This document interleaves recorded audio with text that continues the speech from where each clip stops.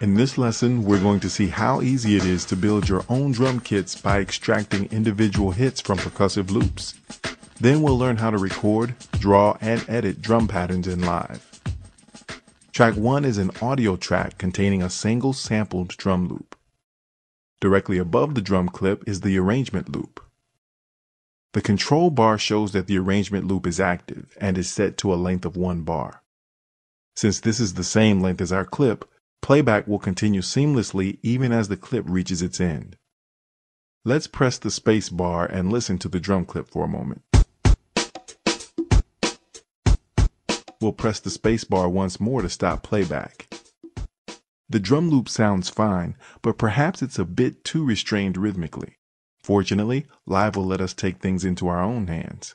We're simply going to grab the individual drum hits from this static sample and drop them into Impulse, Live's percussion sampler. Let's drag an instance of Live's Impulse instrument into an empty MIDI track. Each of Impulse's 8 sample slots are empty, as we intend to fill it with our own samples. If you'd prefer to use one of Live's ready-made drum kits rather than building your own, you could just drag in a preset from Live's browser. But for now, we'll build our own. Above the 2 tracks, you'll see the beat time ruler, which helps you keep track of the song position. It also serves as a navigational tool, allowing you to quickly scroll and zoom in on specific areas of interest. Now we'll click and drag up and down to zoom out and in, and left and right to scroll the view. Let's zoom in a bit closer on the second bass drum hit that lies at position 113 until we can easily tell where it starts and ends. We'll click and drag inside the track to select the whole drum hit.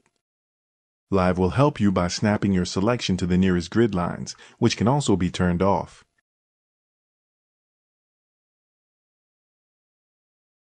It's important that the selection begins at the same point as the beat begins. It's fine if there's a bit of extra silence at the end. We've isolated the bass drum from the audio track, but now we want to get it into Impulse, which is in the MIDI track and therefore not visible to us right now. To change the track focus without losing the selection, we'll press the down arrow key on your computer keyboard. The MIDI track is now focused, revealing the impulse that it holds.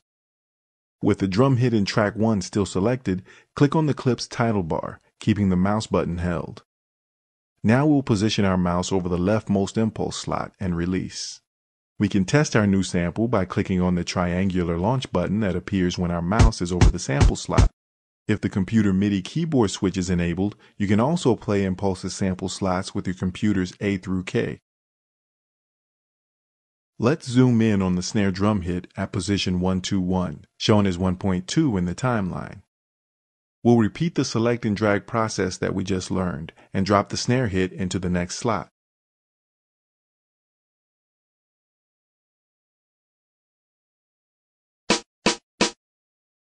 If we scroll to the next drum hit near position 122, we see that it starts a bit after the beat. If we were to extract the drum right now, grid snapping would cause a small delay to be included before the actual drum sample. Impulse's start parameter can correct small offsets, but it's a good idea to simply get things right to begin with. As you zoom in, notice how new grid lines continually appear, allowing more accurate selections to be made. Zoom in slowly until a grid line appears that is right at the start of the drum. You can then easily click and drag to create your selection. Grab the clip once again by its title bar and drop the drum into the next empty slot in Impulse. Before going any further, it would be a good idea to rename the drums that we have in Impulse's sample slots. Currently, they're all named Hip Hop because that's the name of the audio clip which we copied them from. Let's create some more descriptive names by clicking on a slot to select it, then choosing Rename from the Edit menu and typing.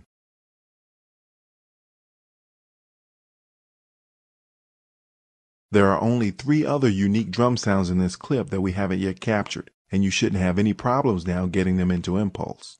They're located at 123, 131, and just after 132. To save the kit as an Impulse preset that can be used in your other live sets, simply press the Save Preset button in Impulse's title bar. The focus switches to Live's device browser, where a new preset entry waits for you to give it a name.